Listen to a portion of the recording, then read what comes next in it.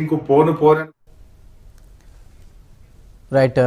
So ముగ్గురు నేతలు మాట్లాడింది కూడా మనం చూసాం కాబట్టి ప్యానెల్ ఉన్న సభ్యుల ముందుగా నేను నర్రా విజయ్ కుమార్ గారితో మాట్లాడతా, రాజకీయ విశ్లేషకులు. విజయ్ కుమార్ గారు, సో ఎలా చూడాలి? ఒకరేమో డిపిఆర్ సిద్ధం చేసుకునే ప్రయత్నంలో ఉన్నారని ఉత్తమ్ అంటున్నారు, బలహీనమైనటువంటి రిట్ వేసుకుని గిఫ్ట్ ఇచ్చారంటూ మరొకరు అంటున్నారు, నిమ్మలేమో దాదాపు 3000 టీఎంసీల నీళ్లు కలిసిపోతూ ఉన్నాయి, అందులో మేము తీసుకునేది 200 టీఎంసీలే, సో వరద నీరు కూడా చాలా వరకు సముద్రంలోకి వెళ్ళిపోతున్నటువంటి పరిస్థితి వృధాగా అని ఆయన మాట్లాడుతున్నారు.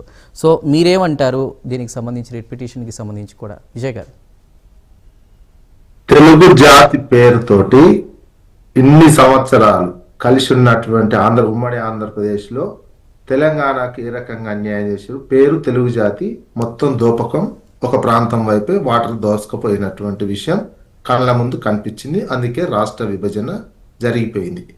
తెలుగు మాట్లాడేది ఒకటైనా ఈ హక్కుల విషయంలో వేరు వేరు ఎవరిది వాందే ఉంటది. ఇప్పుడు కూడా ఆ తెలుగు జాతి అనే పేరుతోటి దోపిడీ చేస్తా అంటే తెలంగాణ సమాజం కావచ్చు, తెలుగు ప్రజలు కావచ్చు జీర్ణించుకోలేనటువంటి అంశం.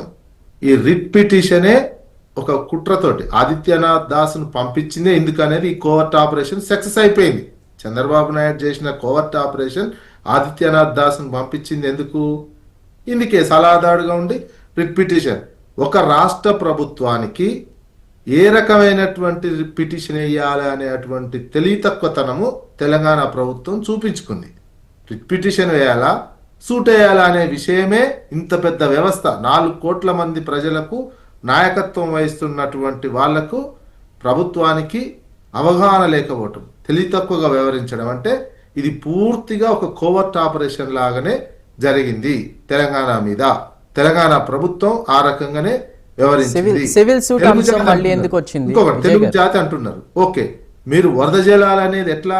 దానికి ఒక ట్రిబ్యునల్ ఉంటుంది. ఇప్పుడు గోదావరి మీద ఏంటి, పోలవరం నల్లమల్ల సాగర్ కట్టుకోవాలని అనుకుంటున్నారు. గోదావరిలో ఇప్పటి వరకు ఉన్నటువంటి తెలంగాణకు 1484 టీఎంసీలు, ఆంధ్రప్రదేశ్కు 484 టీఎంసీలు వాడుకోవాలి. మిగతా ఏమున్నా వరద జలాలు కావచ్చు, మనదాకా మిగులు జలాలు అన్నారు, ఇప్పుడు వరద జలాలు అంటున్నారు. ఏవైనా ట్రిబ్యునల్ తేల్చాలి. ట్రిబ్యునల్ తేల్చి మీ రాష్ట్రానికి ఇంత, మీ రాష్ట్రానికి ఇంత అని వాడుకోవాలి. అప్పటి వరకు ఏ వరద జలాల్లో కూడా పై రాష్ట్రానికి వాటా వస్తుంది, మిగులు జలాల్లోనైనా వరద జలాల్లో వాటా వస్తుంది. మీరు ఎప్పుడు ఇవన్నీ తరలిస్తే ఎవరేమనరు అంటే, ధవళేశ్వరం దగ్గర మీరు ఏదైనా కట్టుకొని ధవళేశ్వరం నుంచి మీరు నల్లమల సాగర్కో ఇంకెక్కడికన్నా తీసుకపోతే అప్పుడు ఎవరు ఏ అబ్జెక్షన్ చెప్పరు. మీరు పేరు తెలుగు జాతి ఇప్పుడు ఏమంటున్నారు, మిగిలితే మీరు సాగర్లో శ్రీశైలంలో మిగిలితే తెలంగాణ కూడా వాడుకోవచ్చు అని అంటున్నటువంటి చంద్రబాబు నాయుడు నిజంగా చిత్తశుద్ధి ఉంటే, నిజంగా తెలుగు జాతి, నేను ఉమ్మడి రాష్ట్రానికి కూడా ముఖ్యమంత్రిగా ఉన్నా, 2 రాష్ట్రాలు బాగుపడాలి, తెలుగు ప్రజలు బాగుపడాలని ఉంటే చేయాల్సింది ఏంది? మొత్తం ఇతర రాష్ట్రాలకు కూడా నీళ్ళు వాడుకోవచ్చు, కావేరికి కూడా పోవచ్చు, కర్ణాటక పోవచ్చు, తమిళనాడుకి పోవచ్చు అనే ఒక మేజర్ ఇంటెన్షన్ ఉంటే ఏం చేస్తారు? గోదావరిలో సమ్మక్క సారక్క దగ్గర నుంచి నాగార్జున సాగర్కు, శ్రీశైలంకు ఎత్తిపోతల చేసి ఎప్పుడు 365 డేస్ నాగార్జున సాగరు, శ్రీశైలము 365 డేస్ ఫుల్గా నింపిపెట్టి ఆంధ్ర, తెలంగాణ, రాయలసీమ ఎన్ని నీళ్ళు అంటే అన్ని వాడుకోవచ్చు. మీరు అన్నట్టు వరద జలాలు ఉన్నాయి, 3000 టీఎంసీలు పోతున్నాయి అని అంటున్నారుగా. ఈ 3000 టీఎంసీలు ఏదో సమ్మక్క సారక్క గోదావరి నుంచి నాగార్జున సాగర్, శ్రీశైలం ఎత్తిపోయే విధంగా అది తీసుకోవచ్చు కదా. ఆ ప్రపోజల్ ఉన్నటువంటి దాన్ని వర్కౌట్ చేసుకొని ఈ 2 రాష్ట్రాలు ఇష్టం ఉన్నని వాడు ఇక్కడ అన్లిమిటెడ్, నువ్వు ఏ రాష్ట్రం నీ ఇష్టం ఉన్నని వాడుకో, తెలంగాణ ఇష్టం ఉన్నని వాడుకుంటుంది. ఇంత మంచి ఫెసిలిటీ ఉన్న తర్వాత తెలుగు జాతి పేరు చెప్పి మీరు ఈ రకమైనటువంటి కుట్ర ఎందుకు చేస్తారు? ఇది చంద్రబాబు నాయుడుకు నిజంగా స్టేట్స్మెన్ అయితే, నిజంగా రాజనీతిజ్ఞుడైతే, 2 రాష్ట్రాలు నేను పరిపాలించి ఇక్కడ వాళ్ళు కూడా నాకు సహకరించారు, ఇన్ని సంవత్సరాలు 9 సంవత్సరాలు ఇక్కడ సీఎంగా ఉన్నాడు, తెలంగాణకు కూడా 2 రాష్ట్రాల మీద నిజంగానే ప్రేమ ఉంటే, తెలుగు ప్రజల తెలుగు జాతి అనే ప్రేమ నిజంగానే ఉంటే ఎట్లా చేస్తారండి? ఈ రకమైనటువంటి ప్రపోజల్కు ఓకే చేస్తారు. ఇష్టం ఉన్నని వాటర్ మీకు ఆడ ఆంధ్రాకు కావచ్చు, తెలంగాణ ప్రజలకు కావచ్చు, తెలుగు ప్రజలకు నీటి కరువు అనేది 100 సంవత్సరాలు కాదు, 1000 సంవత్సరాలున్నా నీటికి ఇబ్బంది లేనటువంటి ప్రణాళిక అది. నువ్వు అది ఇంప్లిమెంటేషన్ చేస్తే ఎవరేమనరు. నువ్వు పోలవరం దగ్గర పెట్టి నీకున్నదే 484 టీఎంసీలు. పోలవరం నుంచి నల్లమల సాగర్కు నీకు వరద జలాలు డిసైడ్ ఉన్నా ఎవరు డిసైడ్ చేయాలి? ట్రిబ్యునల్ వేయాలి. కొత్త రాష్ట్రం వచ్చినటువంటి నేపథ్యంలో ట్రిబ్యునల్ విభజించి చెప్పాలి. ఈ విభజించి చెప్పేంత వరకు మీ అంతలో మీరు కట్టుకొని నేను కిందికి పోయే నీళ్ళు కట్టుకోరు. ఒకవేళ కట్టుకునేది ధవళేశ్వరం దగ్గర కట్టుకుంటే వరద జలాలు ఇంకే జలాలని ఎవరు ఏమనరు.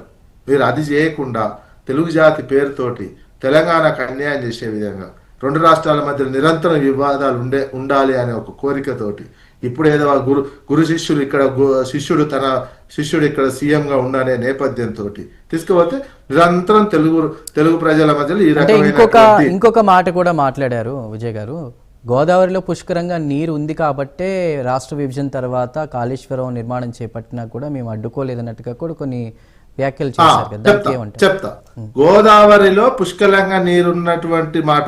ఇప్పుడు కాళేశ్వరం కట్టింది ఎన్ని 1000 టీఎంసీలు, 968 టీఎంసీలు అనేది తెలంగాణకు ఉన్నటువంటి హక్కు. ఆ హక్కు మీదనే కాళేశ్వరం జలాలు కట్టారు.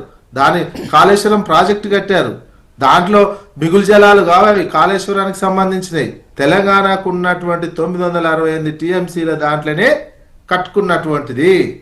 దాన్ని అబద్ధాలు చెప్పి అయినా కాళేశ్వరం మీద కేసులు వేసింది కదా. ఇదే ఆదిత్యనాథ్ దాస్ వేసినటువంటిది. కాళేశ్వరం మీద అడ్డుకోలేదని చంద్రబాబు నాయుడు చెప్పడము అబద్ధాలు చెప్పడమే. అది కూడా తప్పు. తెలుగు జాతికి ఈ రకమైనటువంటి తెలుగు జాతికి ద్రోహం చేస్తున్న వ్యక్తి అండి. ఇన్నాళ్ళు కూడా ఉమ్మడి ఆంధ్రప్రదేశ్ నుంచి కూడా ఎందుకు వచ్చింది ఈ విభజన? 1 సైడ్ గా చంద్రబాబు నాయుడు తీసుకున్న నిర్ణయాలు 1 సైడ్ గా ఉన్నందునే తెలంగాణ ఉద్యమం వచ్చింది కదా. అంతకుముందు కంటే ఎక్కువ చంద్రబాబు పీరియడ్లోనే కదా ఓ వివక్షత తెలంగాణ పట్ల, తెలంగాణ భాష పట్ల, తెలంగాణ కల్చర్ పట్ల, తెలంగాణ పండుగల పట్ల, తెలంగాణ సమాజం పట్ల ఒక కరుడుగట్టిన వ్యతిరేకిగా తెలంగాణ వ్యతిరేకిగా పరిపాలించిండు. ఇప్పుడేదో తెలుగు జాతి అని ముచ్చట్లు చెప్తే, స్మూత్ మాటలు చెప్తే ఎట్లా నమ్ముతారు మీరు? వాస్తవాన్ని నిజంగా ఇప్పటికైనా ఆయన పశ్చాత్తాపపడాలి.